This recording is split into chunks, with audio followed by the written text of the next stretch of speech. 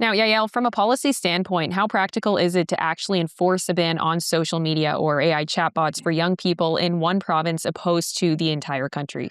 I mean, practically speaking, it's next to impossible. This is something that you could try to do with IP addresses. It's something you could try to do realistically, with the carriers and the providers of internet services. But a lot of this, particularly across Canada, are really going to be different. And sometimes the interchanges are hosted in Montreal or Calgary or sometimes in Vancouver. So it's really next to impossible. I view this more as a move that's politically very popular, but technically and practically just not very feasible, not something that's really going to work, but it's definitely going to give Premier Canoe a big boost, I think, domestically. And could this kind of provincial ban conflict with federal jurisdictions or even raise legal or constitutional issues?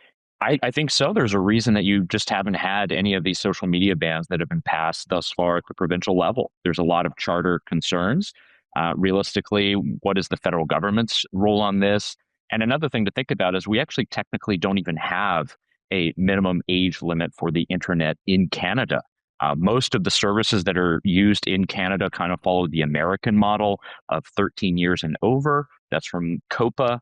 So we really don't have one yet in Canada. And I really don't see any way that you could legitimately constitutionally pass this. Again, if we're talking about the federal government, that's a whole other issue. But at least at the provincial level, technically not feasible and legalistically probably pretty dubious as well. And we're also seeing the federal government and other provinces consider these similar restrictions. Do you see this becoming a national trend, or do you think this is just a lot of talk right now? Well, it's definitely a lot of talk, but there's actually the French president, Emmanuel Macron, he calls it the movement. So he's very excited about the prospect of under 16 social media bans. Everyone has their own reasons for being in favor of this. Again, it's politically very popular. It's seen that's something that's very easy. But even Premier Canoe has made the point that this is not about, trying to protect children to, the nth degree. A lot of it has to do with just accountability. And he's trying to lay it all on big tech and big tech oligarchs while leaving parents completely out of the situation, while not allowing kids to experiment and use the internet like we may have when we were young.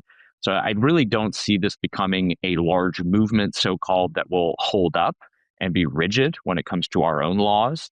But it is definitely something that people are very excited about. Everyone has angst about the internet. Everyone has angst about digital devices. It's just about how we solve that. Do we solve that in our own families, in our own homes? Or is this something that we want to try to really give the government more control? And I think more people, once they actually read the details and see how this works and see how it's failed in places like Australia, they're not necessarily going to be in favor of it.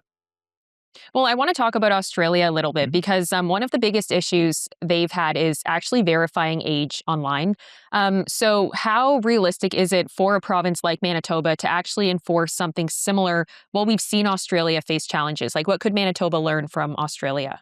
I mean, what you can learn there is it's incredibly difficult, and you cannot do it unless you're forcing some kind of identity confirmation, some kind of digital ID. If you're having to do that with everyone who logs on or who creates an account. So you are creating that kind of issue. One thing that they did in Australia is they just forced many of the tech companies to delete all of the accounts. So it was something like 5 million accounts of people who were under 16. All of those accounts were deleted overnight. And people were able to easily route around it using VPNs, signing up using different names, different services. I think really what you can learn is you can try to come up with any kind of sort of technical explanation. You can come up with pilot programs, but realistically, this stuff is just not going to be totally enforceable. And even if we do have all of that data, there's enough history of leaks and breaches and all kinds of different bad actors out there who've gotten their hands on information related to this that we can say it's really a bad idea. So there's a lot to learn in Australia. I think everyone has this impulse of protecting children, making sure people online are not being exposed to things they shouldn't be. But again, that's the role for individuals. It's the role for parents, particularly in the household. So I think there's a lot to learn there. And hopefully, whether it be in Manitoba or Ontario or the rest of the country, they can learn that lesson too.